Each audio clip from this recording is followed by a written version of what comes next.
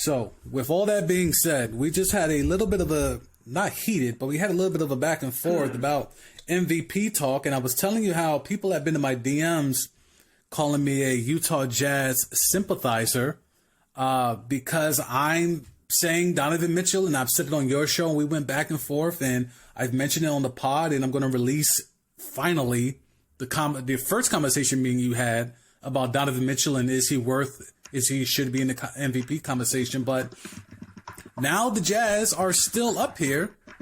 They're 40-14, best record in the NBA. Mm-hmm. And again, Donovan Mitchell can't get no love. I mean, he lost last night to the Wizards, and that certainly is not a good look. But Mitchell's out here. He dropped 35 last night. He's averaging, let me pull up the numbers here, even though I'm not really that much of a stat guy, but numbers do matter in these types of conversations. He's giving you 27 a game with 5 dimes, 5 rebounds, 85% from free throw. He's giving you 38% from 3, and he's shooting 44% overall from the field. Like, these are high watermarks for a 44th-year guard on the best team in the league, record-wise. Why is Donovan Mitchell not in this conversation? Because all the other ones have been hurt. Embiid's been hurt. Harden's hurt. Unless you want to give me Jokic, but now with Murray hurt, unless Jokic starts going crazy out here scoring the rock and keeps up the pace that the Nuggets were on, then maybe I'll finally relent on Jokic being a true MVP.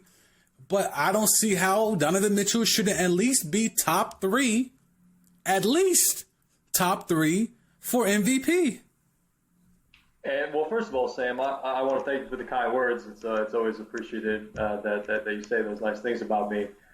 Just trying, man, and I'm glad I can give you the platform every week on my show, and you come on, and I'm excited to talk on Wednesday about a lot of different things. Maybe we'll talk about some of the same things that we're talking on here. But when it comes to the MVP, and you mentioned we were getting on to a little bit of a discussion off the air during the fire alarm break, but I'm not arguing that Donovan Mitchell shouldn't be at least in the top 3 of the MVP, because you alluded to there's many other guys that should be considered or would be considered, but they've missed major time because of injury. Like, I think Joel Embiid has had an exceptional year. If he had played the entire year and only missed minimal time, I think it should go to Joel Embiid.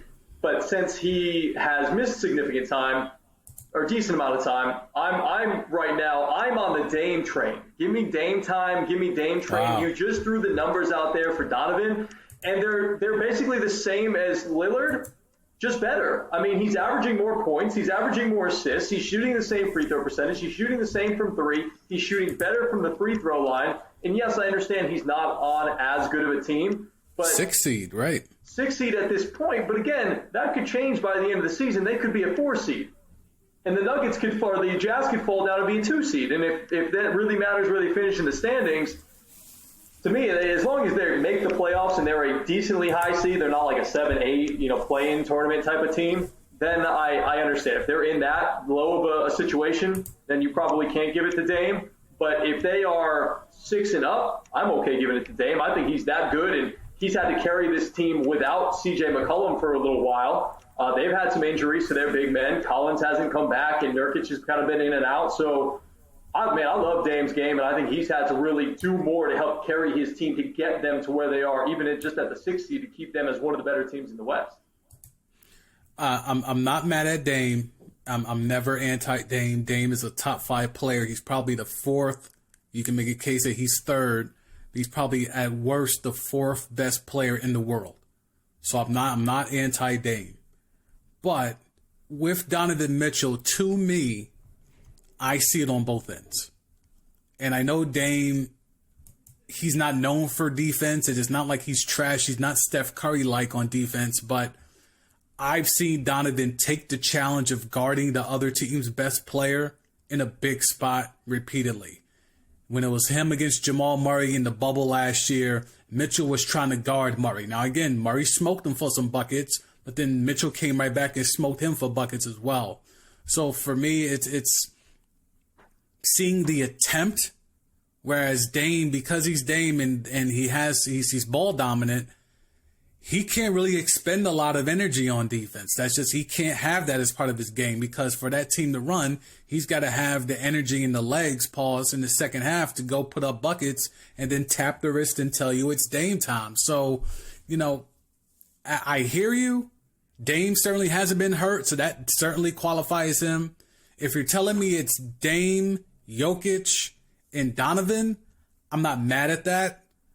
I just think we need to put a little bit more respect on Donovan Mitchell's name, because again, as we said, or as I said to you originally when we had this discussion on your show, The War with G on 105.1 ESPN The Zone, weekdays noon to 2 p.m. Eastern, like many times the MVP award just goes to the best player on the team with the best record.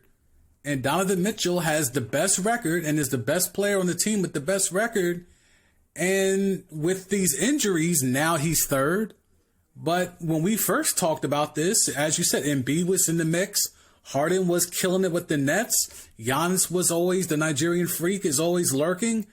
All those guys were there, and Donovan was like a distant 7th or 8th. Now through the war of attrition, now he's the only one that's remained healthy. Now he's top 3 just because he's hung on long enough. And I think we just need to put a little bit more respect on one, Donovan Mitchell, who also is like you, a Mets fan. Spider, I know. His dad was a pitcher for the Mets, if I remember correctly, back in the day. Yeah, so, you know, just off that, we should be, you know, riding with Donovan Mitchell, because how many people are publicly Met fans, especially that look like Donovan? Not many. Because I can tell you that straight up. Oh, we played Dame the Black Met on my show back in Louisiana. That was a great game. Yes, still love that game.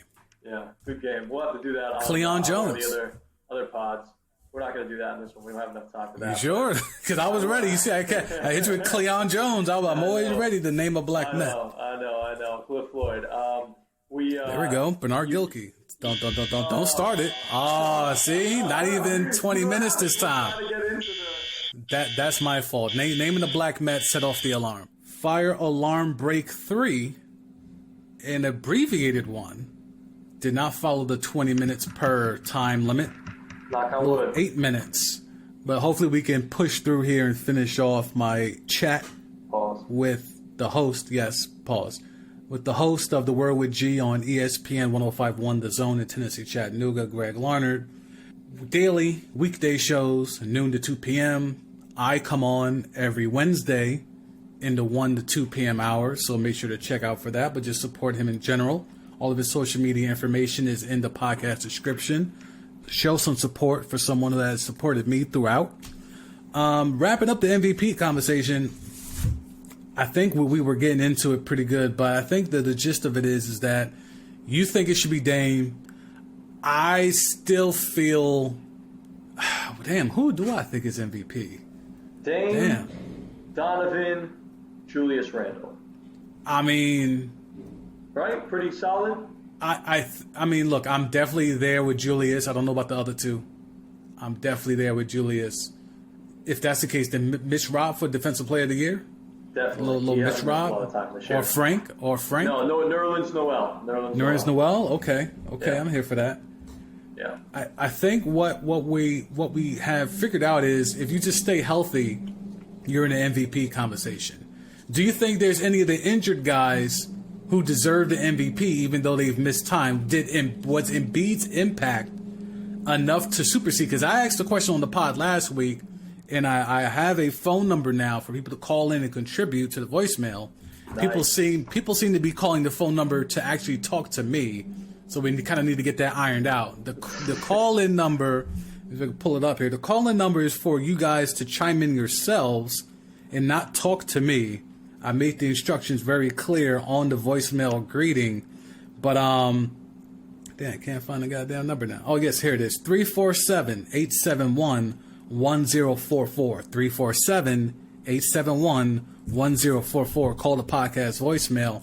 But I asked the question last week of, should LaMelo still be Rookie of the Year or share co-Rookie of the Year with Anthony Edwards? Because the impact we saw what LaMelo did, I mean, the Hornets were a 4 seed at their apex with LaMelo. They're kind of hanging on to it now, dropped down a little bit to 6, which is the loss of LaMelo. But now Anthony Edwards is healthy, and he's getting numbers because who else are the Timberwolves going to go to with Cat in and out of the lineup? So should Embiid still be in the MVP mix, like how I think LaMelo should still be in the Rookie of the Year mix? I think you have more of a case for Joel Embiid being in the MVP mix because he's back and he's playing again. He had a stint where he was out for a while. But LaMelo is not coming back this year. So I don't think you can give it But to he's LaMelo. played over half the season. It's not like it was only a small sample size. Because it's an abbreviated season, he's played like 51 of 72 games. That's a good percentage. That's about 60% of the season, and we saw the impact. If there was nobody else that was really separating themselves, then I would say, and putting up numbers, then yeah, maybe. But is Anthony Edwards really separating himself? He's doing just fine. Shoot. With Tyrese Halliburton, the way he's played, maybe you want to consider him in that Rookie of the Year. You know how I feel about Tyrese Halliburton. Preaching to the choir right now. He definitely should get a couple of votes. He won't win, but he should definitely be in the mix. He should definitely get some second or third place votes. But yeah, I think it's just a thing where if you have Embiid, I never believed the hype of Harden for MVP. I thought that was a little bit too much. But I was a believer in Embiid being MVP, but him missing that time, and with Jokic not missing any time, I can relent and let the Embiid for MVP talk go. But that's why for me it's like I'd rather give it to Donovan Mitchell than Jokic. I think having Donovan Mitchell, because who else is scoring on that team? Mike Conley's been really good. Yeah. Bogdanovich is back. Gobert doesn't score. He's only there for defense and blocking shots. So Jokic is the point center, but he's not asked to do the scoring load. That was him and Murray. Now it's going to be him. So like I said earlier, if he goes on a run here, if he starts averaging 30-something a night, it carries them to a 2 seed, or maybe they can sneak into the 1 seed if things fall the right way. If he does that, then okay, I have to fall back. But if they stay status quo, and he doesn't go crazy, I can't give him MVP. But then if it's not him, then who? And that's where Donovan comes in for me. And that's why I said Damian first, and then you would go Donovan second. I'll take Donovan second. You'll take Donovan second. Right okay. I'll take Donovan second right now. Those two guys are very close. And again, if the Portland Trailblazers fall off, then yeah, I'm okay with putting Mitchell above, because I think it is important to say, hey, look, you're the best player on the best team in the league, or in the West at least. And, the Portland Trailblazers are playing in the play-in tournament. Yeah, their team is not as strong as the Jazz, but, I think Dame, without Dame, obviously they would be absolutely nowhere with all the injuries that they've had. But if they can keep themselves around the 5, 6, 4, 3 seed, something along those lines, they probably won't get up to 3, but 4 to 6, I think Dame probably should win MVP in my mind.